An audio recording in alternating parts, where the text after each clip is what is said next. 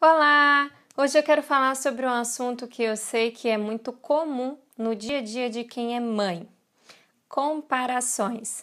Bom, você já deve ter ouvido pessoas compararem seus filhos com os filhos de outras pessoas, ou você mesma já deve ter feito alguma comparação sobre o seu filho com outras crianças. E eu queria falar um pouquinho sobre esse assunto porque, apesar de ser algo muito comum, muito recorrente do dia a dia, é algo que merece a nossa atenção. Cada criança é diferente. Não tem como nós querermos colocar todas as crianças num mesmo padrão e usar uma mesma régua para medir todas as crianças. Só por aí nós já deveríamos tomar um pouco de cuidado com as comparações. Nós sabemos que nós também adultos somos diferentes uns dos outros. Nós não gostamos de ser comparados, mas a gente acaba por fazer isso com os nossos filhos como se não houvesse mal nenhum nisso. Acontece que quando nós fazemos comparações, nós deixamos de perceber as particularidades dos nossos filhos e nos concentramos muito naquilo que ele tem em relação a outras crianças, que não necessariamente é algo que merece tanta atenção. Vou dar um exemplo. O Ben, o meu filho, ele demorou um pouquinho para aprender a andar. Ele foi andar sozinho com 1 ano e 3 meses. E eu ouvia muita gente falar que eu andei com 9 meses, eu andei com 1 ano, meu filho no aniversário de 1 ano já andava, já corria. E eu ficava, gente, o Ben no aniversário de 1 ano andava só segurando na mão da gente, não conseguia andar sozinho. Com 1 ano e 1 mês também não, com 1 ano e 2 meses. E eu pensava, quando que esse menino vai aprender a andar? E com 1 ano e 3 meses, então, ele aprendeu a andar. Em comparação a outras crianças com as quais eu convivo, ele até demorou um pouquinho nesse processo de aprender a andar sozinho. Mas, por outro lado, ele tem, por exemplo, a linguagem bastante desenvolvida. Com 1 ano e 3 meses também, ele desenfreou na fala e hoje ele fala bastante, mas com 1 ano e meio, 1 ano e 4 meses, ele já falava bastante. Ele recitava versos bíblicos, ele cantava músicas, ele imitava o som dos animais, ele contava história. E com isso, eu passei a viver situações um pouco diferentes. Antes eu ouvia bastante coisa sobre como ele estava demorando a aprender a andar, e depois eu passei a ouvir de outras mães com quem eu convivo sobre como os filhos delas demoram a aprender a falar, porque elas olhavam para o Ben e pensavam, gente, como esse menino fala bastante e o meu filho não fala nada. Algumas crianças mais velhas que ele não falavam mais do que papai e mamãe, e ele já contava história, recitava versos e cantava.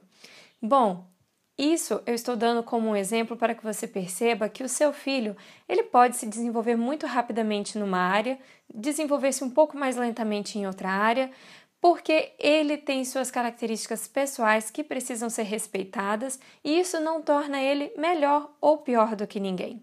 Se a criança vai para a escola, então que a dor de cabeça fica maior ainda, porque os professores, observando o comportamento das demais crianças, acabam inevitavelmente fazendo comparações e você, como mãe, pode ouvir de forma recorrente orientações para procurar ajuda profissional, porque o seu filho não está desenvolvendo nisso ou não está desenvolvendo naquilo, quando na realidade ele não necessariamente precisa se desenvolver naquela área ou aquela habilidade nesse momento. Ele não precisa se enquadrar em um padrão específico porque esse padrão tão rígido, ele não existe. Se você observar, por exemplo, a caderneta de saúde do seu filho, essa aqui é a do Ben, né, que eles recebem quando nascem, você vai ver que lá na parte dos gráficos tem as curvas e tem, por exemplo, uma linha verde, que seria a média, e tem 2 linhas vermelhas, e se a criança fica dentro dessa faixa entre as linhas vermelhas, ela está numa faixa que é considerável saudável. Se ela ultrapassa a linha vermelha para cima ou a linha vermelha inferior para baixo, então os médicos consideram que pode estar ocorrendo algum problema, consideram importante observar alguma coisa, e se então ultrapassa a linha preta, eles com certeza vão procurar investigar mais profundamente o que está ocorrendo.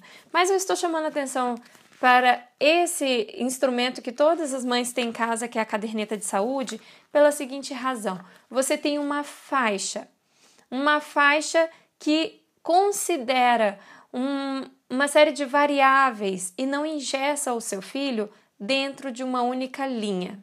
Quando você tem só uma linha, quando você tem só um parâmetro de observação, então, com 1 ano e 3 meses, a criança precisa estar falando mamãe, papai, andando, correndo. Se você tem uma linha com critérios muito bem definidos para cada faixa etária da criança, você vai encontrar muita dificuldade com o seu filho, porque o seu filho não vai se enquadrar nessa linha. Se alguém tenta fazer isso com o seu filho, por favor, deixe que entre aqui no seu ouvido e saia pelo outro, mas não dê atenção a um enquadramento tão engessado da sua criança. Agora, trabalhe com uma faixa que te dê uma visão mais ampla do que é comum nessa faixa etária. Então, o meu filho ainda não fala, ok, mas até que idade é esperado que ele desenvolva a fala?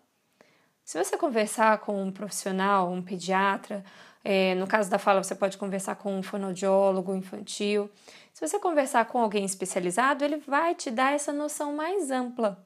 O mesmo ocorre em todas as outras áreas do desenvolvimento. Se você tiver essa visão mais ampla, você vai perceber que você vai ter menos ansiedade quanto ao desenvolvimento do seu filho, vai se sentir mais tranquila, vai colocar menos expectativas sobre ele e com isso você vai permitir que o desenvolvimento dele se dê de forma mais tranquila e mais natural. Um dos grandes problemas das comparações é a expectativa que cria em nós e as ansiedades que cria em nós, pais, sobre o desenvolvimento das crianças. Outro problema grave das comparações é que à medida que a criança cresce sendo comparada e comparar se torna um hábito dos pais, isso vai começar a criar impressões na criança sobre quem ela deve ser, sobre o que esperam que ele seja. E nessa idade, bem no início da vida, é que as crianças aprendem sobre quem elas são. E no momento em que elas estão aprendendo sobre quem elas são, elas não precisam se sentir inferiores ou comparadas ou que elas são superiores por alguma razão aos demais. Elas precisam se sentir importantes, amadas, mas na devida medida, jamais inferiores, jamais inseguras, para que elas tenham um desenvolvimento emocional saudável.